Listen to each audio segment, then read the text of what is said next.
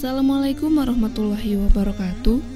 Sobat Muslim, Umar bin Khattab adalah khalifah kedua setelah Abu Bakar. Umar memimpin dari 634 hingga 644 Masehi atau 13 hingga 23 Hijriah. Leluhurnya adalah pejabat duta besar dan pedagang. Ia kerap ikut orang tuanya berdagang ke luar negeri. Ketika menginjak dewasa, Umar sering mengikuti lomba pacuan kuda. Keberaniannya membuat ia dijuluki singa padang pasir karena kecerdikannya berdiplomasi seperti moyangnya. Ia juga mendapat julukan Abu Faiz. Umar masuk Islam di usia 27 tahun. Sebelumnya, ia memusuhi Nabi dan para pengikutnya. Ia bahkan tega menyiksa anggota suku Adi yang ketahuan memeluk Islam seperti Labibah dan Zinirah. Ia bahkan menampar adiknya Fatimah yang masuk Islam. Namun, keteguhan Fatimah mempertahankan agamanya membuat Umar luluh.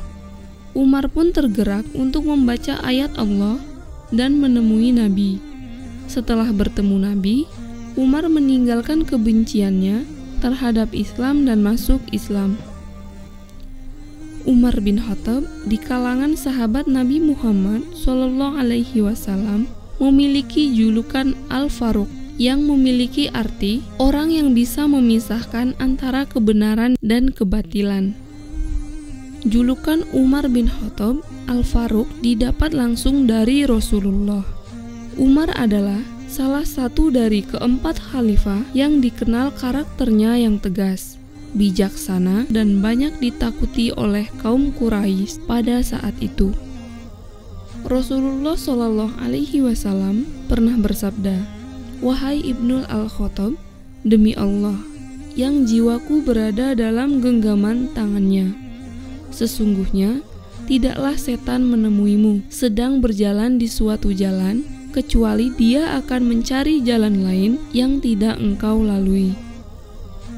Diriwayatkan dari Aisyah radhiyallahu an bahwa Rasulullah pernah bersabda, "Sesungguhnya setan lari ketakutan jika bertemu Umar." Umar tak hanya ditakuti oleh musuh manusia, bahkan musuh gaib pun takut dengannya.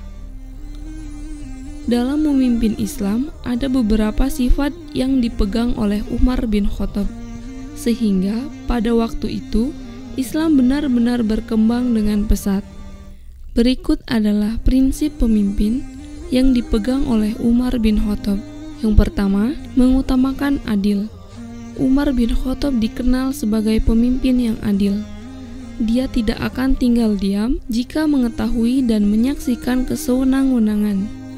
Kedua, amanah atau dapat dipercaya merupakan suatu sifat yang harus ditanamkan kepada anak-anak, seperti yang dicontohkan oleh Umar bin Khattab, di mana Umar merupakan salah satu khalifah yang sangat amanah. Ketiga, hidup bersahaja. Sebagai seorang pemimpin, Umar bin Khattab selalu hidup dalam kesederhanaan dan jauh dari kesan kemewahan, padahal waktu itu wilayah kekuasaan Islam sudah sangat luas sampai ke luar Arab. Yang terakhir, pemberani dan tegas. Umar bin Khattab dikenal sebagai pemimpin yang pemberani dan tegas, namun tetapi memiliki hati yang lembut. Selain dikenal dengan ketegasan dan ketangkasannya, kepemimpinan di masa Umar merupakan kepemimpinan terbaik. Ada banyak kebijakan yang diterapkan Umar semasa kepemimpinannya. Berikut ini adalah beberapa di antaranya. Kebijakan dalam bidang pendidikan dan pengajaran, kebijakan pembangunan masjid, kesehatan masyarakat, pembagian wilayah administratif, pemisahan antara eksekutif dan yudikatif, kebijakan untuk ulul halli wal aqdi atau lembaga yang dibuat untuk menetapkan penyelesaian dan kesepakatan atas sesuatu hal, kebijakan permusyawaratan terbuka, kebijakan pembangunan pusat perbendaharaan negara, dan kebijakan pembangunan infrastruktur. Sebagai seorang khalifah, Umar dikenal sangat peduli kepada rakyatnya. Disebut bahwa Umar selalu berkeliling menemui rakyatnya. Ia rutin memastikan apakah ada di antara mereka yang kelaparan, sakit, atau kesusahan. Di bawah Umar, pada tahun 634 Masehi, tentara Muslim sebanyak 46.000 orang mengalahkan 300.000 tentara Romawi di dataran Yarmuk. Ekspansi Islam pun dimulai. Setahun setelah kemenangan di Yarmuk, seluruh daerah Suriah jatuh ke kekuasaan Islam. Lalu, Suriah dijadikan basis. Ekspansi diteruskan ke Mesir di bawah kepemimpinan Amr bin Ash dan ke Irak di bawah kepemimpinan Sa'ad bin Abi Waqqas. Kekuasaan Islam meliputi Jazirah Arab, Palestina, Suriah, sebagian Persia, dan Mesir. Ia membagi daerah ini menjadi provinsi. Tiap provinsi ditunjuk satu gubernur. Umar juga berjasa meletakkan dasar negara.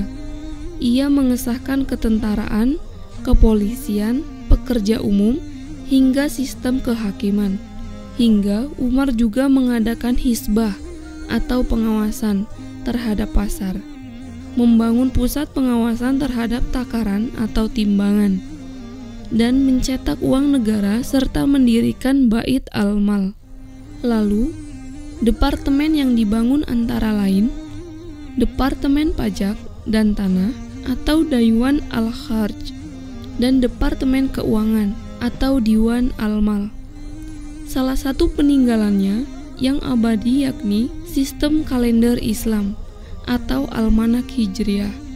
Sistem ini mengawali tahun di tanggal 1 Muharram, mulai dihitung saat peristiwa hijrah. Kejayaan Islam di bawah pimpinan Umar membuat banyak musuh marah. Bahkan Umar sendiri pernah menjadi sasaran pembunuhan. Itu terjadi ketika Persia ditaklukkan Umar. Seorang Majusi dari bangsa Persia bernama Abu Lu'lu atau Fairuz mencoba menusuk Umar ketika sholat subuh berjamaah. Akibat tusukan itu, Umar meninggal dunia pada 3 November 644 Masehi. Atas izin Siti Aisyah, istri Rasulullah, Umar dimakamkan di Masjid Nabawi sebelah Rasulullah dan Abu Bakar. Sekian, wassalamualaikum warahmatullahi wabarakatuh.